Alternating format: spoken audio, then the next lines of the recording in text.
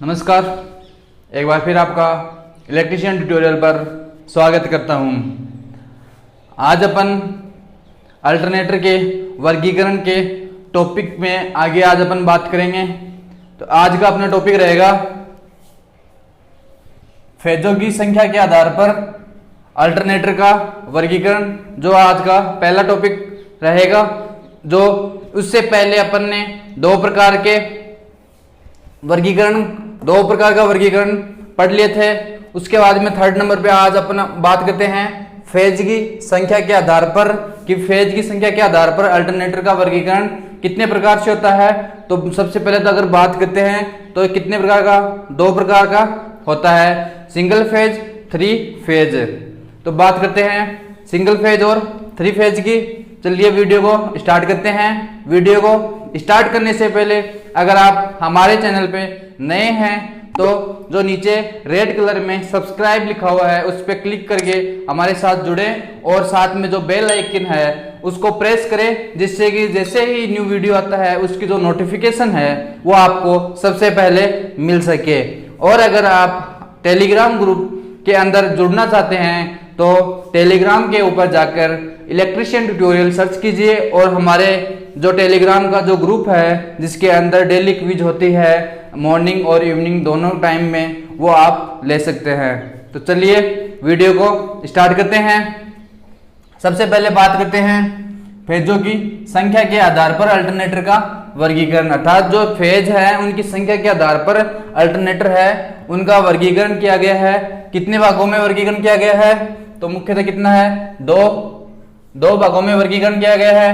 पहला है single phase alternator और दूसरा है पॉलीफेज अल्टरनेटर। पॉलीफेज अल्टरनेटर जिसे अपन बोल सकते हैं पॉलीफेज, या इसे अपन बोल सकते हैं बहुफेज, या इसे अपन ये भी बोल सकते हैं थ्री फेज अल्टरनेटर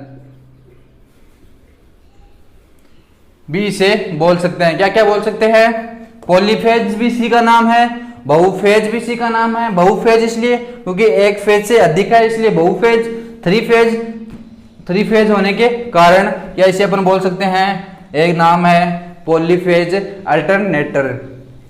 उससे पहले अपन बात करते हैं सिंगल फेज अल्टरनेटर की। सिंगल फेज को क्या क्या बोल सकते हैं? एकल फेज भी कई जगह है या कई बुकों के अंदर एकल फेज भी दिया हुआ होता है, या फिर इस प्रकार से भी एग्जामिनर कई बार पूछ लेता है एकल फेज अल्टरनेटर,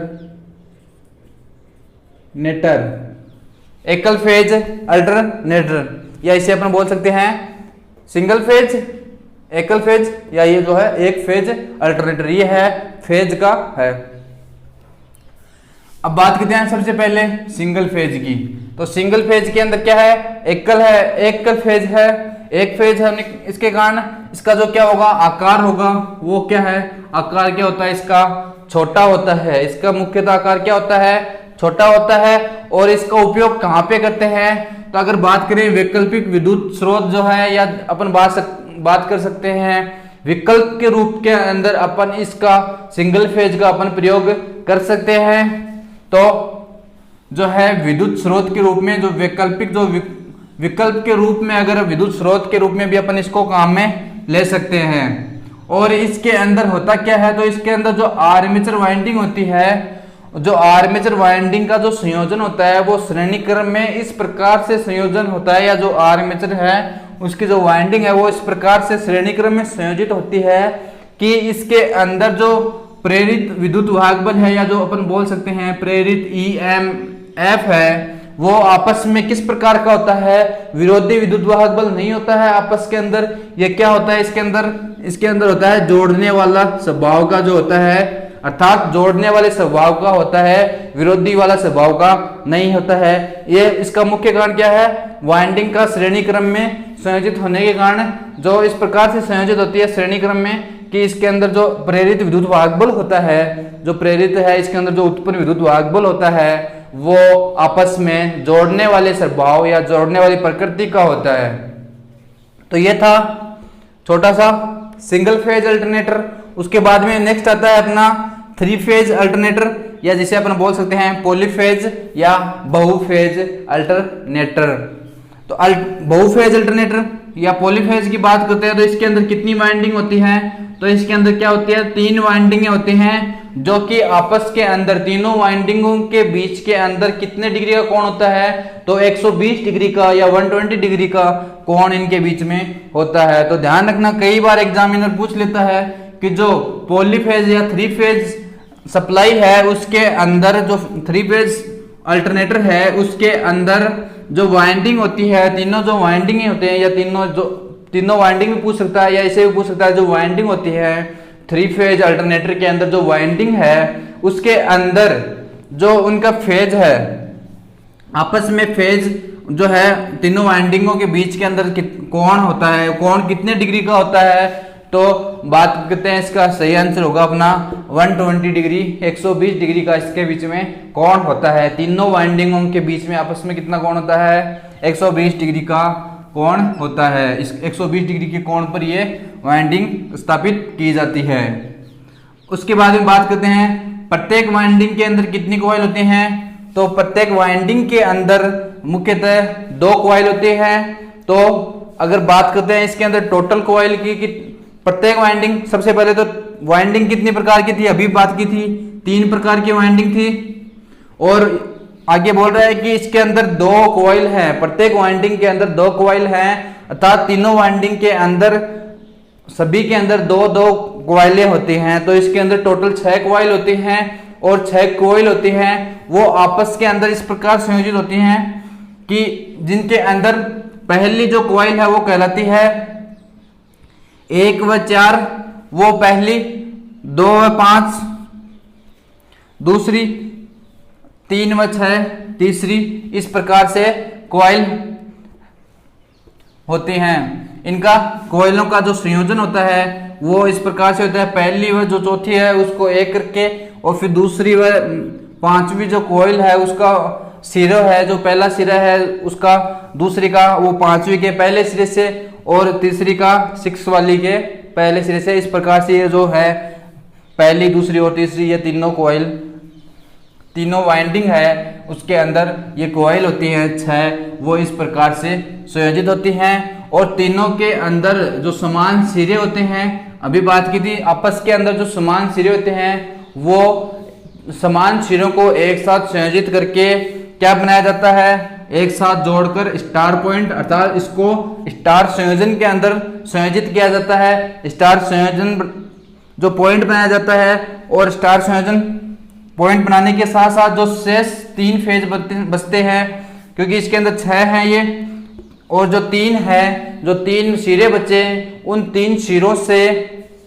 किसका काम करते हैं, वो 3 सिरे, उन तीनों सिरों को जोड़कर फेज सिरा है वो बनाया जाता है। 3 सिरों से तो क्या होता है, स्टार संयोजन, जो स्टार पॉइंट है उसका निर्माण किया जाता है, जो समान 3 सिरे हैं उनको संयोजित करके, और जो बचे हुए 3 सिरे हैं वो उनके सिरों को आपस में जोड़कर क्या बनाया जाता है, जो फेज सिरा है, फेज है, वो सिरा बनाया जाता है, तीनों को जो शेष बचते हैं उनको जोड़कर।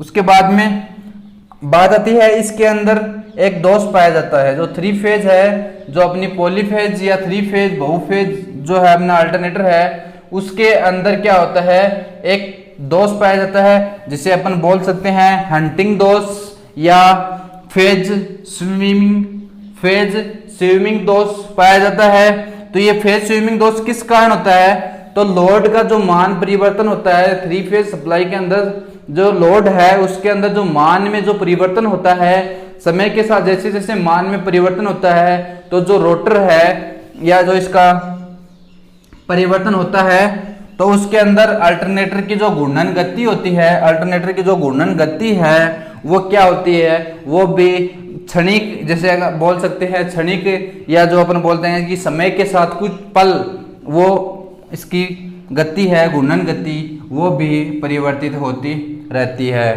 तो हंटिंग दोष या फेज स्विमिंग इसे बोलते हैं। क्या है, जो 3 फेज है इसके अंदर जैसे ही लोड का मान परिवर्तित होता है, जैसे जैसे लोड का मान परिवर्तित होता है, तो कुछ पल जो है, कुछ क्षण के लिए जो अल्टरनेटर होता है उसकी घूर्णन गति है वो भी परिवर्तित होती है। इस परिवर्तन को ही अपन क्या बोलते हैं, इस परिवर्तन को या ये जो दो दोष होता है परिवर्तन है लोड के कारण जो घूर्णन गति के अंदर जो परिवर्तन होता है उसे ही अपन क्या बोलते हैं, 3 फेज अल्टरनेटर के अंदर हंटिंग दोष या फेज स्विमिंग दोष भी अपन उसे कहते हैं। इस दोष को दूर करने के लिए या अगर बात करते हैं इसके निवारण के लिए, तो निवारण के लिए अपने को किसकी आवश्यकता होगी, तो एक डैम्पर वाइंडिंग होती है। डैम्पर वाइंडिंग को अपन काम में लेकर डैम्पर वाइंडिंग प्रयोग करके जो 3 फेज अल्टरनेटर है, बहुफेज अल्टरनेटर है, उसके अंदर फेज स्विमिंग या जो हंटिंग दोष है उसको अपन डैम्पर वाइंडिंग या डैम्पिंग वाइंडिंग भी कई बार लिखा हुआ होता है, उस वाइंडिंग का प्रयोग करके अपन हंटिंग दोष को दूर कर सकते हैं। ये वाइंडिंग किस पे की जाती है, तो जो रोटर शाफ्ट होते हैं, जो रोटर होता है अपना रोटर पोल्स है, रोटर पोल्स के अंदर जो डैम्पर वाइंडिंग है या जो अपन बोल सकते हैं डैम्पिंग वाइंडिंग है वो स्थापित की जाती है। और बात करते हैं अगर सबसे पहले आसानी किस में होती है, तो अपन ने 2 प्रकार के रोटर पढ़े थे, सेलिएंट प्रकार के रोटर और cylindrical pole rotor. Salient pole rotor के अंदर क्या था कि उसका अक्षीय लंबाई तो कम थी और जो व्यास था वो अधिक था। व्यास अधिक होने के कारण उसके अंदर जो वाइंडिंग है, जो कॉइल है, वो चालक जो तार होता है वाइंडिंग के अंदर उसको आसानी से अपन फिट कर सकते हैं, बैठा सकते हैं, जिस कारण ये भी वाइंडिंग है, डैम्पर वाइंडिंग है, वो भी सेलिएंट के अंदर जो सेलिएंट पोल प्रकार का जो अल्टरनेटर होता है उसके अंदर ये जो वाइंडिंग है ये आसानी से स्थापित की जा सकती है क्योंकि उसके अंदर व्यास अधिक होता है। लेकिन ध्यान रखना व्यास अधिक होना अच्छी वाइंडिंग स्थापित करने के लिए अच्छा है, लेकिन उसकी घूर्णन गति है वो कम होती है। अपन ने जब पढ़ा था पोल रोटर के बारे में, सिलेंड्रिकल सेलिएंट पोल रोटर के बारे में पढ़ा था, तब बताया था कि सेलिएंट पोल रोटर के अंदर तो क्या होता है, व्यास अधिक और उसकी अक्षीय लंबाई होती है वो कम होती है, जिसके कारण वो आवाज भी ज्यादा कर रहा था और घूमता है तो वो घूर्णन गति है वो भी कम थी। और बात करते हैं दूसरे की सिलेंड्रिकल पोल रोटर, उसका व्यास तो कम था और उसकी अक्षीय लंबाई क्या थी, वो थी अधिक थी, जिसके कारण वो घूमता आसानी से घूमता था, घूर्णन गति अधिक थी और वो आवाज भी कम करता था।